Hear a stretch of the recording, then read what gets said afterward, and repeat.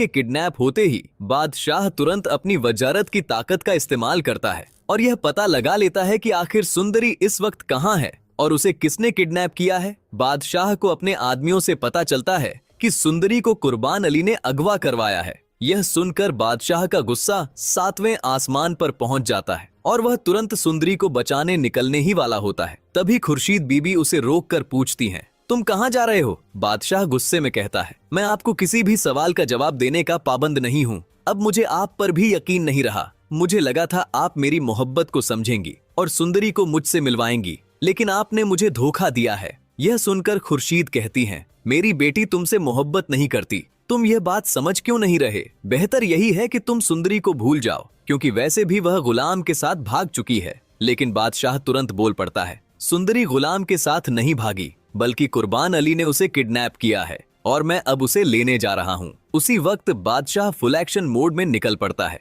सुंदरी को कुर्बान अली की कैद से छुड़ाने के लिए। लेकिन ट्विस्ट तो यह था कि कुर्बान अली के आदमियों को पहले ही पता चल जाता है कि बादशाह को इस ठिकाने के बारे में पता चल चुका है, इसलिए वह तुरंत कुर्बान अली को इन्फॉर्म कर देते हैं और कुर्बान अली अपने आदमियों को बोलकर सुंदरी को तुरंत वहां से शिफ्ट करवा देता है। लेकिन उससे पहले कि वह गुलाम को भी खत्म कर पाते, तभी वहां बादशाह एंट्री मार देता है। कुर्बान के आदमी वहां से भाग जाते हैं और जैसे ही बादशाह की नजर गुलाम पर पड़ती है जो रस्सी से बंधा होता है, वह एक पल के लिए शॉक हो जाता है। फिर तुरंत गुस्से में गुलाम का कॉलर पकड़कर कहता है, बता तूने मेरी सुंदरी को कहाँ छुपाया है? गुलाम भी तुरंत जवाब देता है, मैंने सुंदरी को किडनैप नहीं किया, बल्कि मैं खुद अगवा हो चुका था। मुझे नहीं पता वह कहाँ है। मुझे तो लगा था तुमने उसे मुझसे छीन लिया है। ये सुनकर बादशाह भी एक पल के लिए हैरान रह जाता है। फिर तुरंत कहता है, सुंदरी इस वक्त कुर्बान अली के कब्जे में है और मैं उसे छुड़ाने जा रहा हूँ। अगर हिम्मत है तो मेरे साथ चल, दोनों मिलकर उसकी जान बचाते हैं। बाद में वह जिससे चाहेगी शादी करेगी।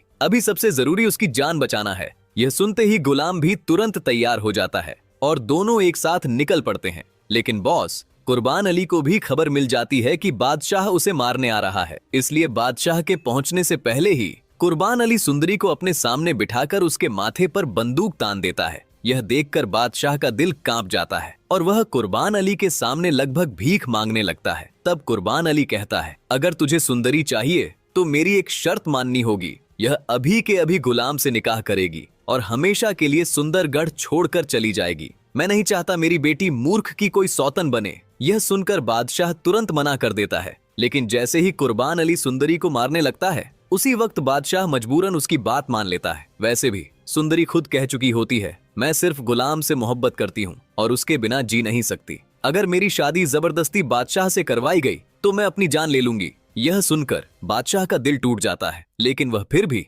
सुंदरी की खुशी के लिए एक बड़ा फैसला लेता है। वह अपने हाथों से सुंदरी का निकाह गुलाम से करवाता है और फिर दोनों को कराची भेज देता है अम्मी के साथ, और खुद मजबूरन मूर्ख के साथ अपनी जिंदगी गुजारने लगता है। लेकिन ट्विस्ट यहाँ भी है बॉस, मूर्ख की अच्छाई धीरे धीरे बादशाह का दिल जीत लेती है और फिर दोनों अपनी जिंदगी में असली खुशी पा लेते हैं। कुछ वक्त बाद बादशाह को एक और खुशखबरी मिलती है। उसका दोस्त गुलाम एक प्यारे से बच्चे का बाप बन चुका होता है और साथ ही बादशाह को यह भी पता चलता है कि वह खुद भी बाप बनने वाला है। तो दोस्तों, इसी के साथ यह कहानी एक हैप्पी एंडिंग के साथ खत्म होती है। अब आप बताओ, क्या यह प्रेडिक्शन सच होगी या फिर कहानी में आएगा कोई बड़ा ट्विस्ट? कमेंट करके जरूर बताना। और हाँ, वीडियो को लाइक और चैनल को सब्सक्राइब करना बिल्कुल मत भूलना।